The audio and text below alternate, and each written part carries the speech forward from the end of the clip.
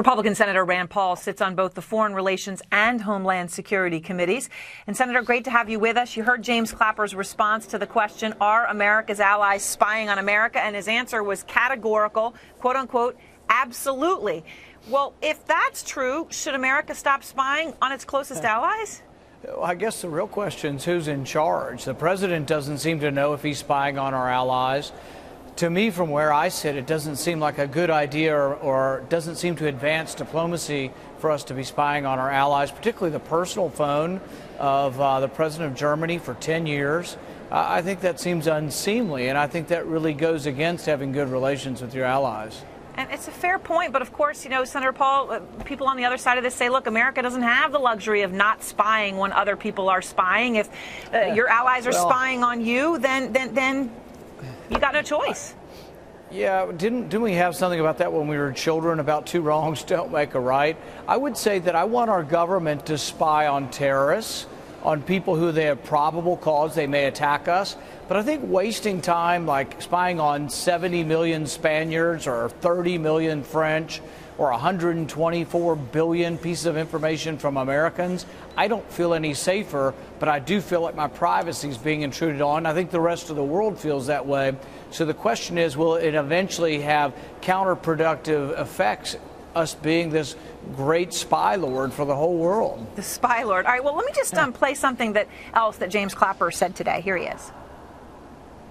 We face an unending array of threats to our way of life, more than I've seen in my 50 years in intelligence.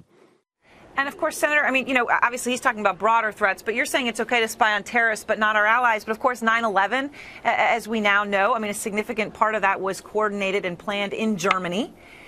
Industrial espionage, for example, happens all the time. The Europeans, I'm sure, would love to spy and get all they could on America's biggest exporter, Boeing, so they could get advantage for Airbus. So why wouldn't we spy on Europe to help Europe, too? Yeah, but here's the thing, Aaron. You have now the chairman of the Judiciary Committee, Senator Leahy, the chairman of the Judiciary Committee, or one of the committees in the House, James Sensenbrenner, two authors of the Patriot Act, now saying that the head of our intelligence, because we don't seem to know who's in charge, I mean, it is conceivable that the head of the intelligence is spying on our president's cell phone. So we really don't know who's in charge, and we think that they've overstepped their bounds. But you have people who were authors of the Patriot Act now saying our intelligence agencies have gone too far, not to mention that James Clapper came to Congress and lied and said he wasn't doing surveillance, wasn't collecting any data on Americans.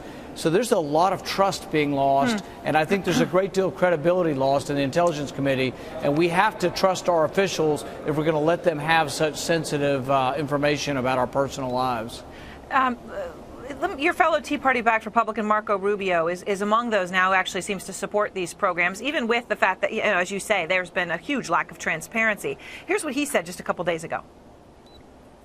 Everyone spies on everybody. At the end of the day, if you are a U.S. government official traveling abroad, you are aware that anything you have on your cell phone, on your iPad, could be monitored by foreign intelligence agencies, including that of your own allies.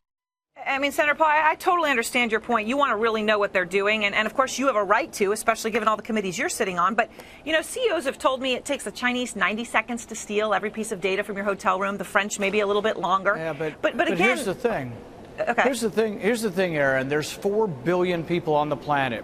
If we're going to spy on everybody all the time, if we're going to have this big brother state that we are going to live in, I'm afraid that detracts from actually focusing in on the terrorists. We had one terrorist, the 20th terrorist, the 20th hijacker, we caught a month in advance of 9/11, and we just didn't do good police work. We didn't even ask for a warrant. So I think this excessive surveillance state where everybody's equally a terrorist and we're going to look at every American's records, I think it distracts us from the prize, and the prize are terrorists. And I think we need to focus in on terrorists and not be such a dragnet that we bring every innocent American and every innocent person in the world into our surveillance system.